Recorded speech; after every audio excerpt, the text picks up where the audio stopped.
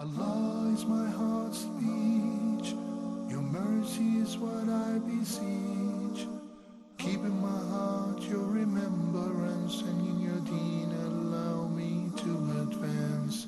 Help me in my quest, permit me to pass the ultimate test. Help me in my quest, permit me to pass the ultimate test. السلام عليكم ورحمة الله وبركاته. بسم الله الرحمن الرحيم. الحمد لله والصلاة والسلام على نبيه ومصطفى وبعد.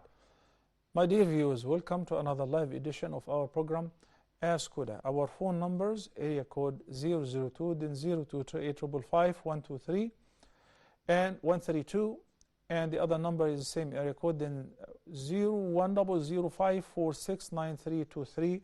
And we're also going live streaming on my page, Dr. Muhammad Salah Official. We'll be more than happy, inshallah, to start collecting your phone calls, questions, and inquiries, whether online or on the phone, inshallah. We have a few questions that pending from the previous episode, and I also have received online. The first one is from one sister who says, can I open the email, phone messages, and Facebook messages of my husband without his permission, but he gave me his password?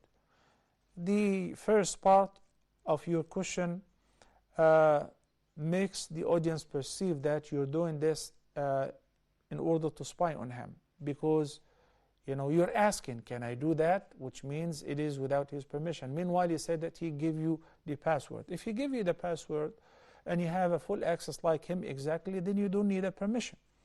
But if anything that he is concealing and protecting and it is only for him, then the ayah of Surah Al-Hujurat applies here as well. وَلَا تَجَسَّسُوا وَلَا يَغْتَبْ بَعْضُكُمْ بَعْضًا. وَلَا تَجَسَّسُوا, which means do not spy on each other. So if I have been concealing some informations, which is none of your concern, you don't have the right to spy on me or to try to investigate to find out. Okay, barakallahu fikum.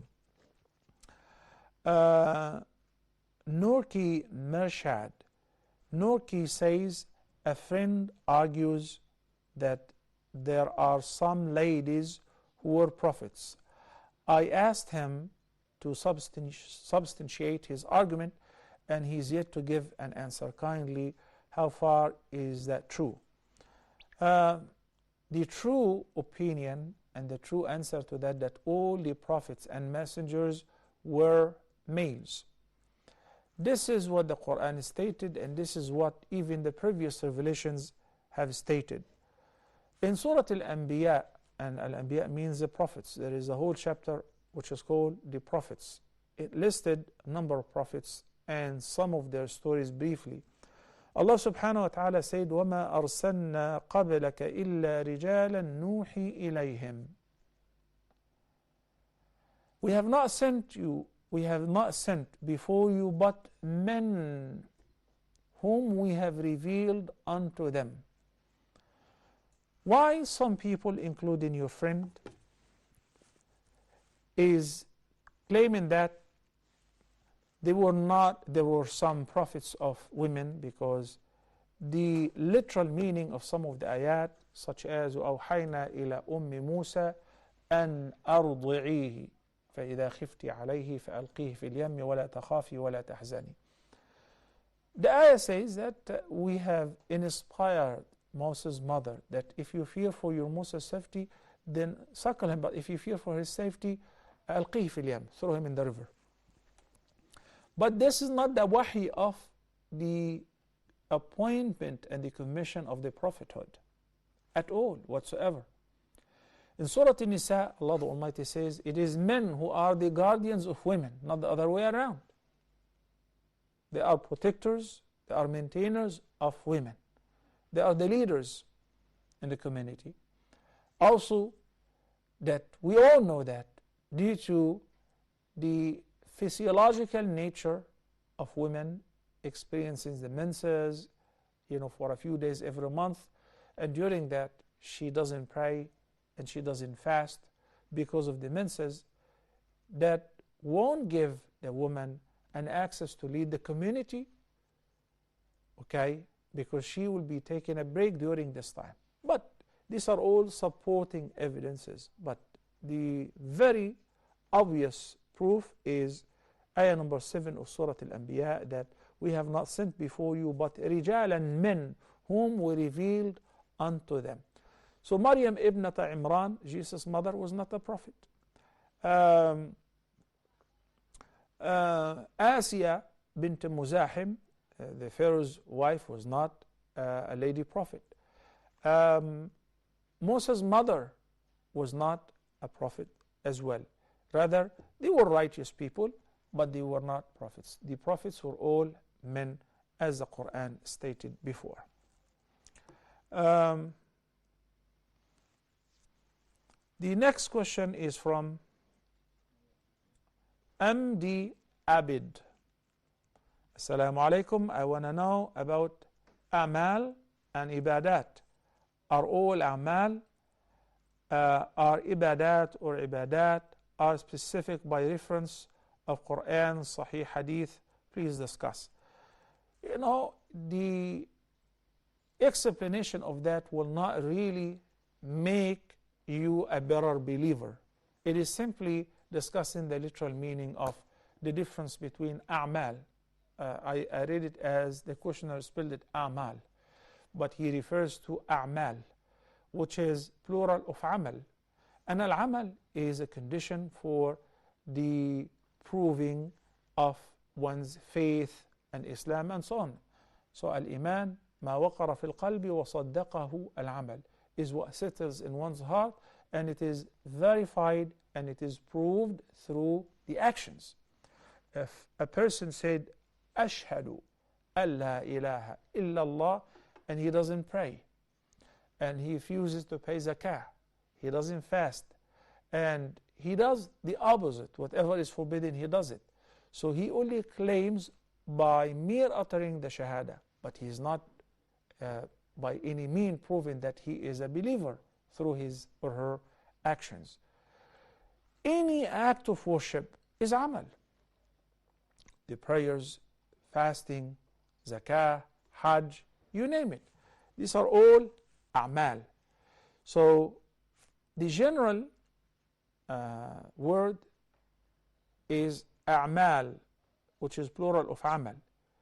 And among the a'mal, the acts of worship or the ibadat. Subhanallah, in maybe about 60 ayahs, 60 references in the Quran, you find Allah subhanahu wa ta'ala referring to joining al-iman along with al-amal al-salih in order to be eligible for entering paradise. So you find Allah subhanahu wa ta'ala says, إن الذين آمنوا وعملوا الصالحات سيجعل لهم الرحمن ودا. سورة مريم. إن الذين آمنوا وعملوا الصالحات إنا لا نضيع أجر من أحسن عملا. إن الذين آمنوا وعملوا الصالحات كانت لهم جنات الفردوس نزلا. إن الإنسان لفي خسر إلا الذين آمنوا وعملوا الصالحات وتواصوا بالحق وتواصوا بالصبر. So all these references, as I said, you have about 60 ayahs scattered all over the Quran. Their word, specifically of entering paradise, is relating to al-iman along with al-amal al-salih. Not just iman, rather iman and doing good righteous deeds. Good righteous deeds include the ibadat, which the duties that the servant owes to his creator, the mu'amalat, the business dealings and dealing with other human beings and family members, friends and spouses and all of that. These are all mu'amalat, the dealings. They enter under the big umbrella which is known as a'mal. Wallahu ta'ala a'la wa a'lam. Adnan Ali in today's episode is asking, and subhanallah, Adnan, you have asked this question a few times before and I did answer it. Maybe you didn't hear the answer. Adnan is asking, if someone listens to Surah Al-Mulk before going to sleep, will he receive the same reward as one who recites the surah I said listening to the Quran, provided it is listening, not hearing, gives you a similar word of the recitation, especially if a person doesn't know how to recite. So instead he listens to Surah Al-Mulk, that would achieve the same word and the same purpose will be fulfilled. Okay? Allah subhanahu wa ta'ala said in the Quran that whenever the Quran is recited, you should be what? فَاسْتَمِعُوا لَهُ وَأَنصِتُوا لَعَلَّكُمْ تُرْحَمُونَ. استمعوا is further more specific and extensive than اسمعوا. اسمعوا, اسمع, hear. But استمع, listen attentively. So if the person is listening to the Quran attentively, that secures him a word similar to the recitation of the Quran. And Rasulullah sallallahu alaihi wasallam used to ask some of his companions to recite the Quran before him, such as when he asked Abdullah ibn Mas'ud radiyallahu anh, to the point that Abdullah ibn Mas'ud said, Ya Rasulullah, how can I recite the Quran upon you while it was revealed upon you? He said, recite Ibn Abd, since I love to hear it from other than myself. So whenever the Quran is recited, وَإِذَا قُرِئَ الْقُرْآنُ, whenever you hear the Quran, especially in the prayer, فَاسْتَمِعُوا لَهُ وَأَنصِتُوا لَعَلَّكُمْ تُرْحَمُونَ. السَّمَاع and al-istima' gives you a similar word to the recitation of the Quran.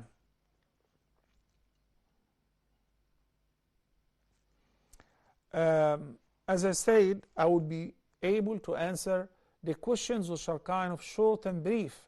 But if the question is like a newsletter, then I would have to look at it during the break. I won't be able to read this whole long question, which maybe halfway I decide, this is a personal story. I would rather not answer the question or summarize and compress the question so that I can give the answer in brief.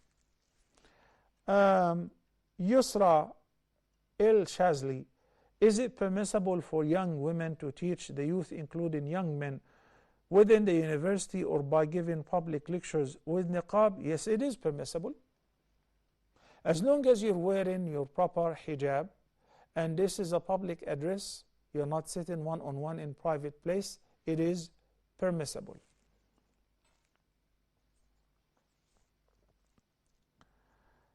Mishal says, Assalamu alaikum, Sheikh Muhammad. My question is how to perform sujood al-sahw.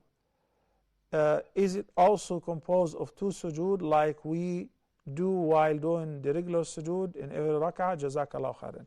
Yes, it is called sajdatay as-sahw, the two prostrations to make up for any forgetfulness that happened in the prayer. But how to offer them? First, we have to look into what have you forgotten. Have you forgotten a sunnah or a wajib, a fard? If it was something mandatory and it's a pillar of the prayer, then in addition to offering the two prostrations for forgetfulness, the person must make up that missed pillar. I like to give the example. If somebody prayed one complete rak'ah, it was in the first rak'ah, then in the second or third rak'ah, somehow he remembered that I only made one sujood, not two prostrations. In this case, the whole rak'ah, the whole unit will be void, and he would have to make up a whole new rak'ah. Okay? So technically, if you're praying Dhuhr or Asr, and the first rak'ah you didn't pray one of the two sajdas, then you would end up praying 5 rak'ahs because the first one did not count. In addition to that, by the end, you offer two prostrations and then you make taslim. That's called sujudu as-sahw or sajdatay as-sahw. If what you have forgotten is something which is sunnah, then you don't have to make it up. It will be sufficient to pray the two prostrations for forgetfulness, and that will make it up for you.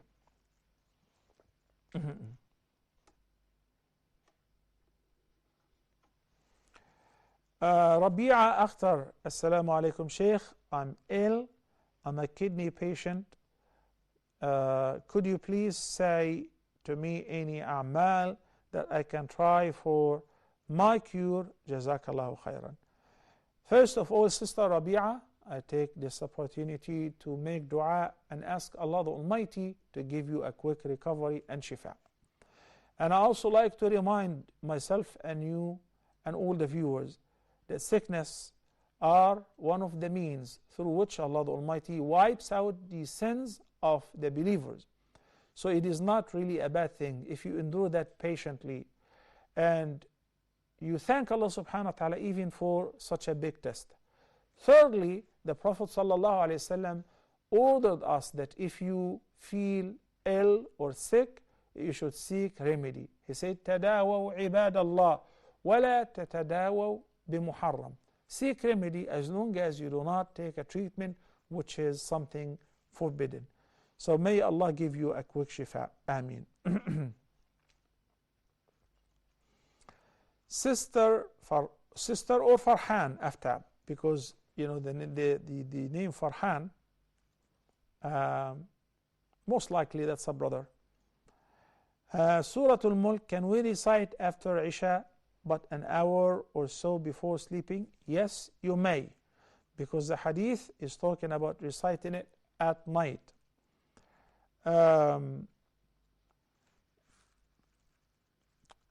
Anas Jurumi, Anas is asking, can a woman in her period do tawaf and sa'i, and is her umrah accepted? I can't give you a short answer, because number one, when the Prophet ﷺ came to learn that Aisha is experiencing her period, he calmed her down and he assured her that will not diminish her word, it will not affect the acceptance or the qabul of her Hajj. And he said, simply do everything that the Hajj normally does, except for tawaf. So tawaf is similar to salah. It requires tahara from minor and major impurities, which means you will have to wait until the period is over. Then you left the major impurity by performing ghusl. What if, as we all know that we have flight bookings, airplane tickets, hotel reservations, I mean, before we've come, we have a fixed schedule. We didn't come on the back of the camels so that we can camp and hang around for an extra week for the ladies to finish their period one after another. No. You have a schedule that you are committed to follow. And in this case, Ibn Taymiyyah, may Allah have mercy on him, said, if she has to leave with the caravan, with the company, and it is not feasible for her to come back, you're not living in Jeddah, you're not living in Taif, you're not living an hour or 2 hours away from Mecca, you're living far away. It will be sufficient to perform ghusl. And in this case, after performing ghusl and wearing the pad, you perform tawaf and you follow it by sa'i. Sa'i does not require tahara. Yani if a person is performing sa'i between Safa and Marwa and void his or her wudu, or even if the period started halfway while doing sa'i, resume. You don't have to make wudu. It is better, of course, you do. But if you don't, then your sa'i is valid. Unlike the tawaf, we said a tawaf is similar to the prayer as far as a prerequisite of the tahara from the beginning to end. If at any time while performing tawaf you void your wudu, then you gotta stop, leave to make wudu, and come back to resume from the same spot or count a new round. So in this case, a sa'i cannot be performed before tawaf, which means if you enter Mecca and you have started your period, hang around, hang on. Do not do tawaf, and obviously if you didn't do tawaf, you cannot do sa'i as well. You gotta wait until the period is over. Unless if you have to leave tomorrow or today, in this case you perform ghusl, you still think that there is plenty of bleeding and it may take another couple days. No problem. Perform ghusl, do tawaf and sa'i, and leave. May Allah the Almighty accept.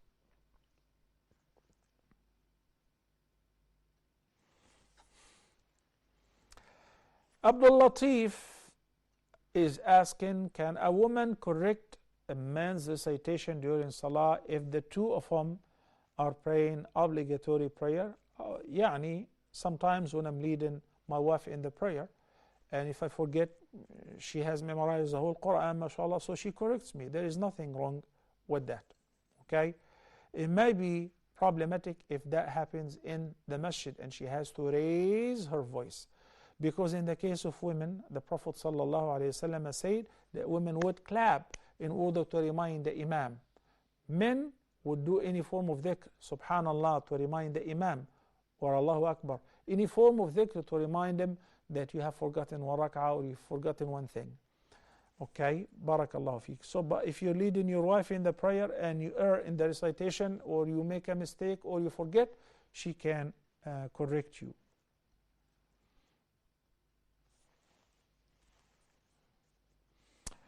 Amber Hussein, thank you for the compliment. Fabulous. I want to ask you about the tradition. Can I explain the Quran without explainer of Ahlus Sunnah or Islam? Well, your question is not clear, but I may look into one phrase of your question, which is, can I explain the Quran on my own? No, you can explain the Quran on your own. Why not? Because Abu Bakr as-Siddiq radiallahu anh, the one who was alive when the Quran was still being revealed to Prophet Muhammad sallallahu alaihi wasallam, the one who used to hear the Quran freshly revealed, said something very interesting. You need to learn about it after this call. Assalamu alaikum. Mujid from Algeria. Assalamu alaikum. Alaikum salam. Go ahead. How are you, Sheikh? Doing fine, alhamdulillah, brother. Okay. I have one question. What is the negative side of the Muslims brotherhood, Jamaat Ikhwan Muslimin? You know, Ya Akhi Majid, how many times you have called over the past 6 months asking the same questions? Do you think this is really pressing? Do you think the answer to this question is very pressing? You know, I hope inshallah you won't have to ask this question anymore. You know, I'm not judging any person's faith or belief, especially if they say La ilaha illallah Muhammadur Rasulullah. I do not have the power to take people out of the folds of Islam or call them names if they say La ilaha illallah Muhammadur Rasulullah and they maintain the main principles of the deen.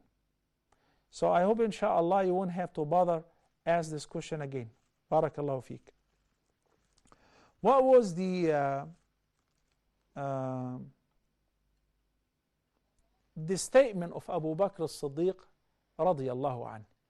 Abu Bakr as-Siddiq is a man who Arabic was his language, you know, similar to the rest of the companions, and Prophet Muhammad sallallahu alaihi wasallam and Abu Bakr were best friends even before Islam. He said literally, أي سماء تظلني وأي أرض تقلني إن أنا قلت في القرآن برأيي. Where can I find a heaven, a sky to shelter me?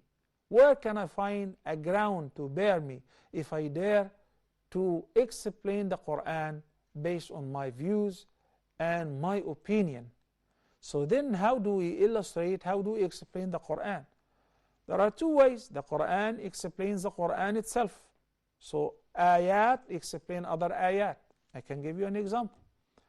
And the Prophet sallallahu alaihi wasallam and his companions. Assalamu alaikum wa rahmatullahi wa barakatuh. Brother Muhammad from Qatar. Assalamu alaikum wa rahmatullahi wa barakatuh. Wa alaikum assalam wa rahmatullahi wa barakatuh. Sheikh, how are you? Sheikh? I'm doing fine, alhamdulillah. Thank you for asking, brother. Yeah, I want to ask you because I'm from Sri Lanka. From my hometown, like people normally, for example, they go for a Hajj for Umrah. they offering to their parents to go Hajj. That because they didn't do the first time for themselves, but they are offering to these parents go for Hajj. Is that okay for that? Because of as per my understanding, the person, individuals should complete that Hajj first, then they have to offer for others. So this way they are following. Am I right for this? Can you please explain about this? Okay, thank you, Brother Muhammad. The ayah says, وَلِلَّهِ عَلَى النَّاسِ حِجُّ الْبَيْتِ مَنِ اسْتَطَاعَ إِلَيْهِ سَبِيلًا. So Al-Hajj, pilgrimage, is, as you all know, that it is the fifth pillar of Islam, provided the person can afford it, can afford the means, and can afford traveling and bear the hardship of the journey.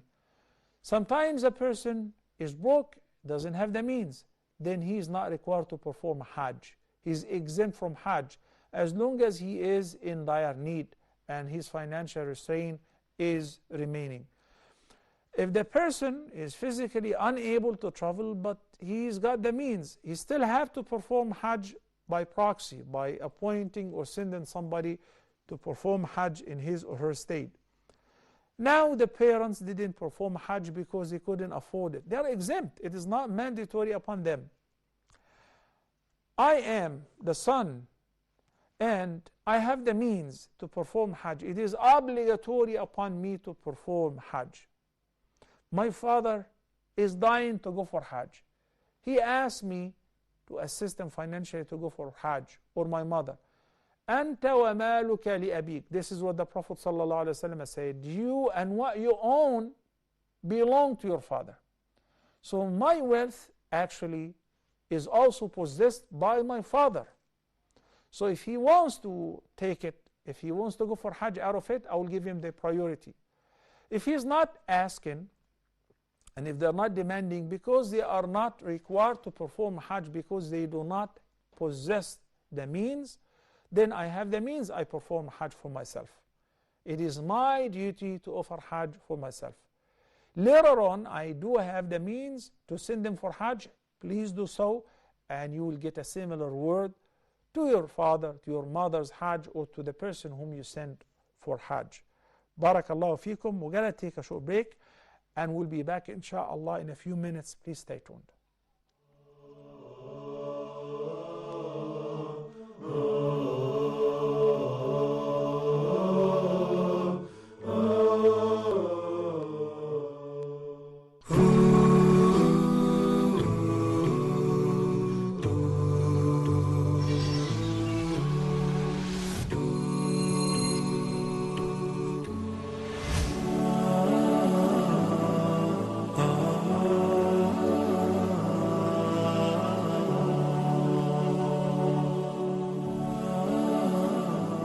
Scholars are the transmitters of the religion of Muhammad sallallahu alaihi wasallam. They carried his message and his legacy generation after another. And they are the one who carried this light to the whole world. The Life of the Muslim Scholars is a new series on Huda TV. Through studying their life and exploring many aspects of their lives, we will come to learn so many lessons, get motivated and inspired by their stories, by their dedication for Islam and for the legacy of Muhammad sallallahu alaihi wasallam. Through this series, I hope that we will be able, inshallah ta'ala, to get motivated not to achieve only success in the akhirah, but in dunya as well. Join me, Walid Basyouni, in this new series on Huda TV about the life of the Muslim scholars. Looking forward having you. Stay tuned.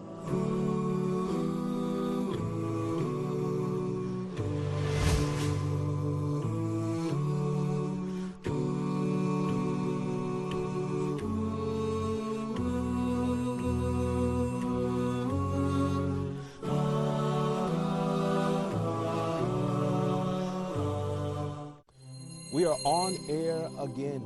Glad tidings to Huda TV viewers worldwide for the resumption of live broadcasting on NowSat. We are now broadcasting on the advanced DVB-S2 system. Tune in using our new frequency, 12188 horizontal on NowSat.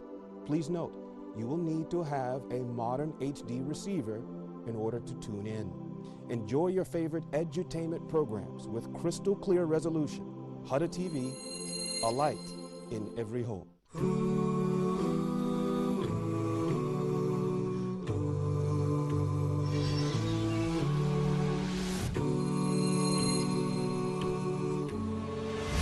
Quran, the book of Allah, the miraculous words of Allah, the light in the midst of all darknesses, has so many rights on us. And because of that, we initiated Quran Circle. In Quran Circle 1, we listened to the entire Quran. This was a great blessing. وقرآنا فرقناه لتقرأه على الناس على مكث ونزلناه تنزيلا. The Quran is both concise and comprehensive. It has all aspects of guidance to all mankind. And because of that, in Quran Circle 2, we selected verses in every juz with a specific topic. We listened to the recitation and we reflected upon the meaning of that specific topic. الله نور السماوات والأرض مثل نوره كمشكاة فيها مصباح. Each surah in the Quran, every chapter of the Quran has an objective. We looked into the objectives of the surahs that we chose and selected in Quran Circle 3. لينذر من كان حيا ويحق القول على الكافرين. Brothers and sisters, take advantage of this opportunity. Get your mushafs, open it, follow with us with the recitation. We will choose surahs in the Quran for us to reflect upon. So let's take advantage of this.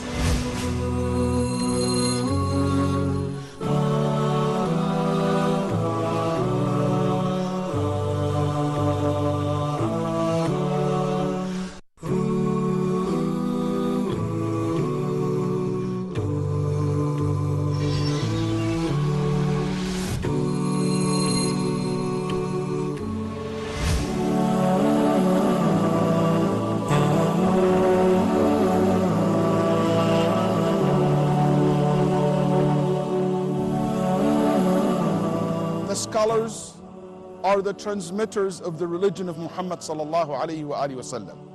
They carried his message and his legacy generation after another. And they are the one who carried this light to the whole world. The Life of the Muslim Scholars is a new series on Huda TV. Through studying their life and exploring many aspects of their lives, we will come to learn so many lessons, get motivated and inspired by their stories, by their dedication for Islam and for the legacy of Muhammad sallallahu alaihi wasallam. Through this series, I hope that we will be able, inshallah ta'ala, to get motivated not to achieve only success in the akhirah, but in dunya as well. Join me, Walid Basyouni, in this new series on Huda TV about the life of the Muslim scholars. Looking forward having you. Stay tuned.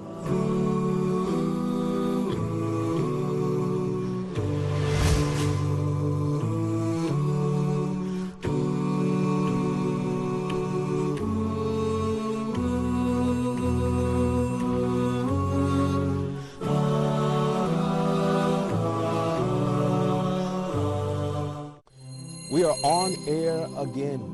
Glad tidings to Huda TV viewers worldwide for the resumption of live broadcasting on NowSat. We are now broadcasting on the advanced DVB S2 system. Tune in using our new frequency, 12188 horizontal on NowSat. Please note, you will need to have a modern HD receiver in order to tune in. Enjoy your favorite edutainment programs with crystal clear resolution. Huda TV, a light in every home.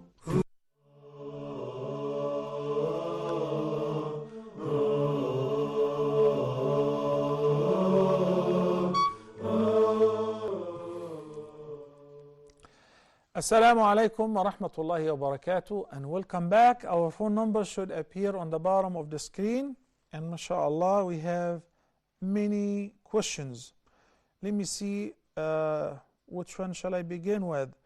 Farah Faril is asking about, with regards to the name Amina, which is obviously the name of Prophet Muhammad's mother. May the best peace and blessings be upon him. He says, as I understand that his parents died as non-believers, so why do people insist on naming their daughters Amina? Amina is such a beautiful name. Amina means a woman who is secure, and security comes as a result of faith. So there is, many good reasons which may make a person call his daughter or name their child Amina. Okay? No problem with that. Mimi Saleh, is organ donation permissible in Islam? It is permissible with very strict conditions. The first condition deals with the physician's recommendation that the recipient's life is contingent on receiving this organ, a kidney, a part of a liver, in order to survive. I'll continue after this call, inshallah. Assalamu alaikum. Abu Muhammad from Iraq. Assalamu alaikum, Sheikh. Wa alaikum assalam wa rahmatullahi wa barakatuh. Alhamdulillah. How are you, Sheikh? I'm doing fine by the grace of Allah. Thank you for asking, brother. Alhamdulillah. Sheikh, may I ask you a question, please? Please. Regarding the ablution, wudu. If you touch the hand of your wife by accident, not deliberately, is the ablution is still valid, or we have to make it again? Got your question, brother. Is void or valid? I got your question. Okay. Any other questions? No, thank you. We pray for you people in Iraq. May Allah grant you peace and security. Ameen. Okay. Abu Muhammad's question is, if a person touched his wife's hand accidentally, not deliberately, would that invalidate his ablution? Even if you touch her hand deliberately, not only that, even if you kiss her, as long as this kiss doesn't lead to anything which may invalidate one's wudu. It has been narrated by Salama and other mothers of the believers that the Prophet ﷺ, while leaving from home, going to the masjid to lead the prayer, he would kiss his wife on the cheek. So that is permissible. Touching one's wife, hugging one's wife, kissing one's wife, shaking hands does not invalidate the wudu. As a matter of fact, even though shaking hands with a woman who's not lawful for you is not permissible in Islam, but if it happens, it doesn't invalidate the wudu. It is not one of the acts which nullify ablution. But provided it shouldn't be with desire or shahwa. Okay? What Imam al-Shafi'i, may Allah have mercy on him, differed with the rest of the scholars in this regard, because he expressed about أَوْ لَمَسْتُمُ النِّسَاءَ as mere physical touch. But the ayah obviously is talking about, and according to the understanding of most of the interpreters of the Quran, the Sahaba, the companions, and the Muslim jurists, it refers to the intimate sexual relationship, not mere touching. So the ahadith of Salama and others are much more powerful. The Prophet ﷺ used to kiss his wife while he is going to the masjid to lead the prayer. He doesn't have a chance to make wudu. So the iqamah is called, he would kiss his wife and go, step outside, go to the masjid to lead the prayer. Okay, barakallahu feek. We're talking about organ donations. So he said the first condition is the recommendation of the specialists, the physicians, say that this person will not survive unless if somebody donates a kidney or a liver lobe or whatever part of an organ in order to spare his life. And also, what about the donor? Will taking this piece of his liver, taking one of her kidneys, will not affect their health. After a while they will recover, they will live healthy, and they will be able to function as normal. The third condition, which is still, will be determined by the specialists and the physicians, is the compatibility. We're not doing this in order to try. We're not giving it a try.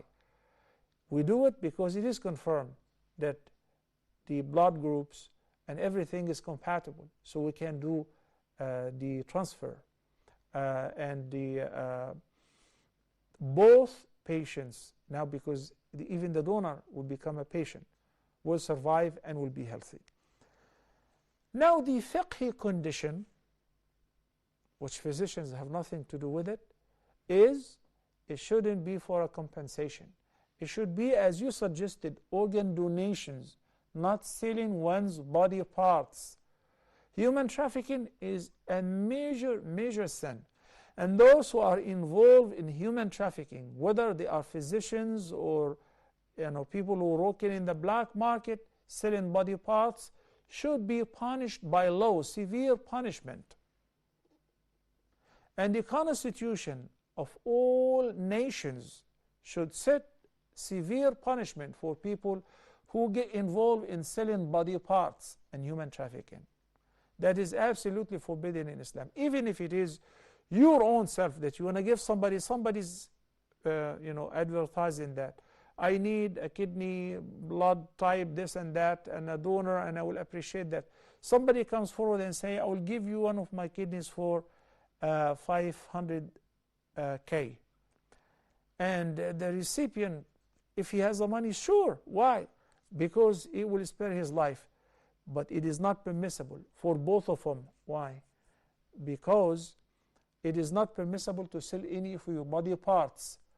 But after the donor decided to give this as a gift, the rich person, as a token of appreciation, he gave you $10 million. Enjoy it. It's a gift, no problem. It was not a condition that you're going to give him your kidney for a certain price. I hope the answer is clear. Brother Sayyid Zafar, Assalamu alaikum, Sheikh. How long is it permissible for a husband to stay away from his wife? For example, workers in Gulf usually visit their families after a year and so. Is there any bindings for husband to must meet his wife within a specific time? Yes, according to the ijtihad of Umar ibn al-Khattab, may Allah be pleased with him. He said that the maximum period of time that a man should stay away from his wife is 6 months.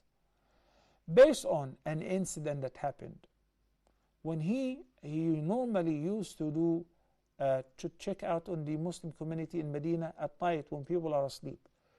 So he heard a woman was talking. He overheard her. It was late at night, and she phrased her complaint in a very interesting poem. And she was saying, I swear to God, if it was not for the fear from Allah, my bed should have been moving by now, which means she could have ended up in an illicit relationship because of her need. And many men think it's only men who have that sexual desire, and women do not necessarily share the same feeling, which is not true. So women too have their physical needs, which need to be satisfied. Because of that, Umar ibn Khattab radiyallahu an consulted his daughter, Hafsa. And who's Hafsa? She was married to the Prophet ﷺ. She's our mother. May Allah be pleased with her and all the mothers of the believers. And she suggested that maximum 6 months. So immediately he found out where is her husband, this woman who was complaining, to herself, by herself. She was all alone at home. So he knew that her husband is being deployed in one of the armies, and that's why he's gone for a long time. So he decided, and he sent to all the commanders of the Muslim armies, that any soldier should not stay away from his family more than 6 months. 6 months is the maximum period of time. Having said so, it is also worth of mentioning here that sometimes it is urgent. You need to come. You need to come. So you got to understand the message. It doesn't have to be 6 months. It could be 1 month, based on what you know about your spouse, her needs. Okay? There are some other people whom this kind of relationship is not a priority. They do not really, yearn for it. It happens whenever it happens. Now they have a bunch of kids and they're settled. So he's staying for a whole year. She's okay, and he's cool, he's working, and she's not complaining, no problem. But what some of these sponsors in the Gulf do by confiscating the passports of their employees, and they ban them from traveling to visit their families for 2 years, 3 years, and 4 years, despite their dire need, they are criminals. You heard me right. In Islam, they are criminals. They are oppressors. Such person is a zalim. Such person is an oppressor. This is not permissible. There is nothing in Islam or in any faith or religion like that. And I hope that will change, where every person would have an access to travel whenever he believes that I should be traveling right now, as long as he doesn't have any commitment, like financial commitment, or he is in debt, or he owes people anything. Okay? So I hope, again, not only that my answer is satisfactory, but I hope that my answer reaches the sponsors, the people who control a lot of employees. And I hope that they understand that those people are not their slaves or their servants. Before Allah, they could be much better than them. And sometimes the sponsor himself is much better than the employees. Only Allah knows best. But everyone should be given their due rights. You do not only demand your rights and you ignore the rights. If it was up to me, that everyone should be able to bring his spouse and his family, so that he would not, long for something haram, because he's far away from his family and for months or for years, and he's in financial difficulty that he's got to stay. We do have many questions, brothers and sisters, but we ran out of time, so we will conclude today's episode by asking Allah the Almighty to pardon us and to grant us all forgiveness, and to teach us what we don't know, and to grant us the ability to do the good deeds. أقول قولي هذا وأستغفر الله لي ولكم وصلى الله على سيدنا محمد وعلى آله وصحبه وسلم والسلام عليكم ورحمة الله وبركاته. Allah is my heart's speech. Your mercy is what I beseech.